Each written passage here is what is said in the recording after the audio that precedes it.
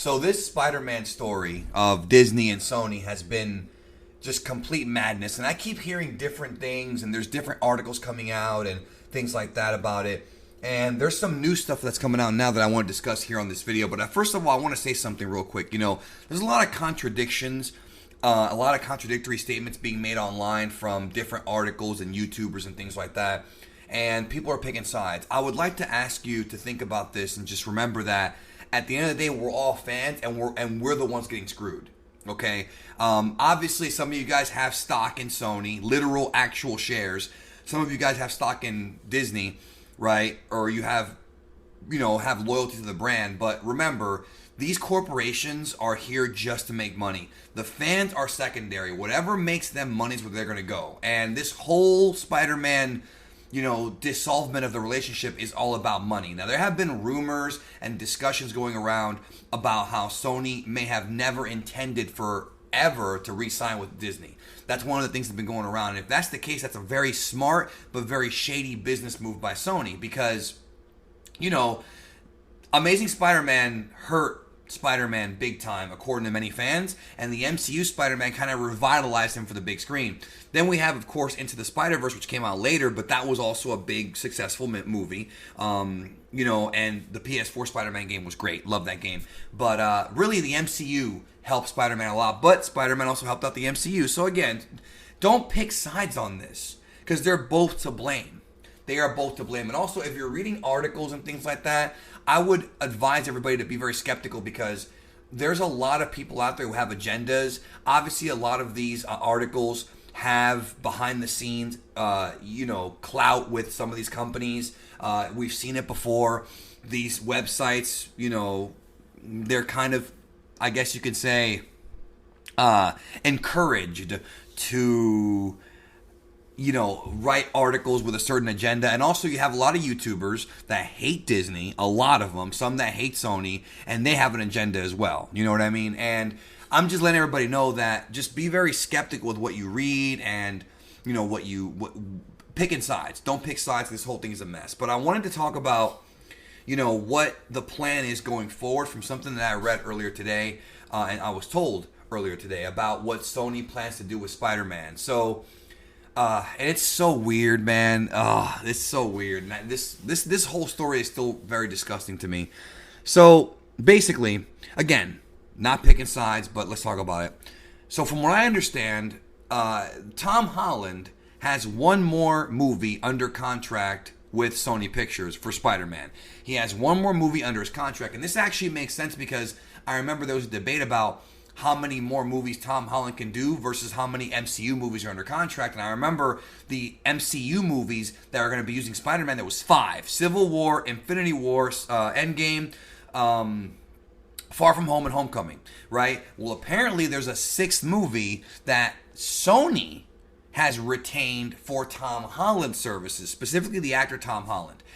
And that's where the confusion kind of came in, you know what I mean? That whole thing. Now, from what I understand, and this is so weird and kind of annoying, Sony is planning to, at some point, actually continue where they left off in Far From Home. They're going to go in and follow up with the cliffhanger at the end of Far From Home. Now, obviously, I'm sure 99% of you saw that movie, but we're going to get into it right now. What happens in the mid-credit scene, Mysterio reveals footage, or there's footage revealed of Mysterio that he gave to J. Jonah Jameson, or somehow he got it, of Peter Parker. It's doctored footage of him, being revealed to be a villain or whatever. Again, it's all doctored, and J. Jonah puts it and blasts it all over New York. And so the storyline is the whole city of New York's going to end up hating Spider-Man and hunting him down for killing Mysterio, this great hero, which was a great cliffhanger, a fantastic cliffhanger,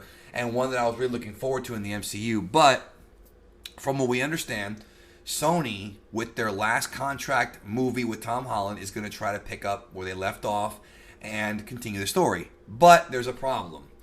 Many of the characters that Peter Parker associated with cannot be in this movie or even referenced, because even though Sony has the legal right to use characters like Mysterio, J. Jonah Jameson, Peter Parker, MJ, Ned Leeds, even the Vulture, and even Aunt May.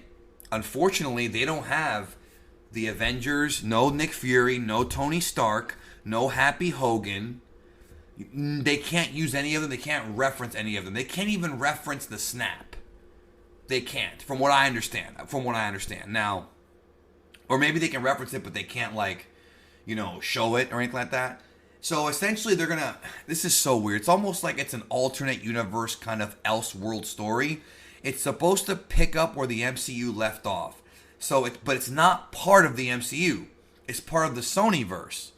So essentially, the 5 Spider-Man appearances in the MCU are going to be canon to this new Spider-Man movie, but they can't mention any of it. What the hell? So here's why this is weird. So first of all, in the MCU, Tony Stark and Spider-Man's relationship is essential. It's crucial to Peter Parker's development as a man. Peter Parker had coming-of-age story in the MCU. Tony Stark was his mentor, and Spider-Man, and Tony Stark are tied together, very much so. We saw Nick Fury. We saw the Skrulls in Far From Home. They won't be in this because they're owned by Marvel. They cannot be used by Sony because Marvel owns them. Can their names be said? I don't think so. I don't even think he's allowed to say Mr. Stark or Mr. Fury in this movie. But yet it's supposed to take place in the same universe, but you can't mention it because of contracts and lawyers and things like that, the ownership of the characters. So we're essentially going to have a sequel to Far From Home that can't even really discuss everything that happened in Far From Home. Just what happened with Spider-Man at the end. And I'm just sitting here like, what's the point? What is the point?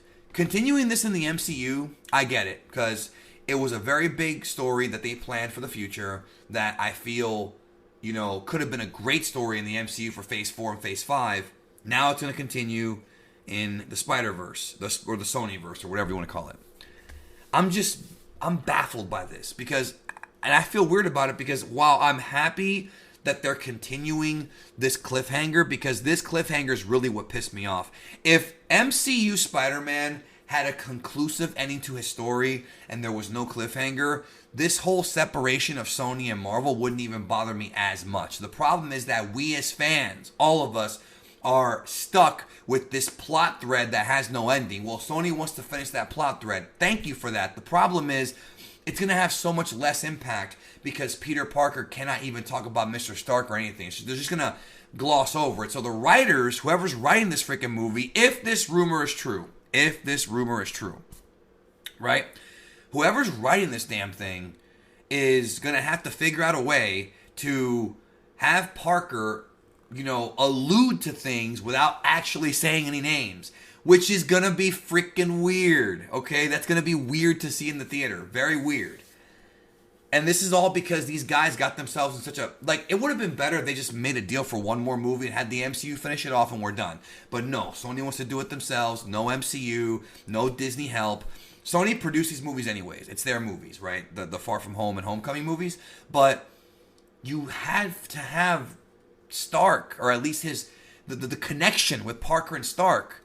Nick Fury, you can leave Nick Fury and the Skrulls out because he wasn't a major part of this, but Stark was. And what about the storyline with Happy Hogan and Aunt May? So Sony owns Aunt May and all that stuff, but they don't own Happy Hogan. That's part of the MCU. So that storyline's going to get dropped. That's fine. Not a big deal to me. But here's where things get really stupid. So apparently because of this, they're not even allowed to use any of the tech from the Spider-Man MCU movie. So the Iron Spider, all the glasses, all that cool stuff he got, he cannot even use it. It cannot even be referenced in this third Spider-Man movie with Tom Holland.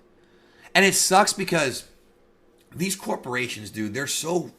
Don't pick a side on this. Do not pick a side. Don't pick Sony or Disney's side because they're both bad.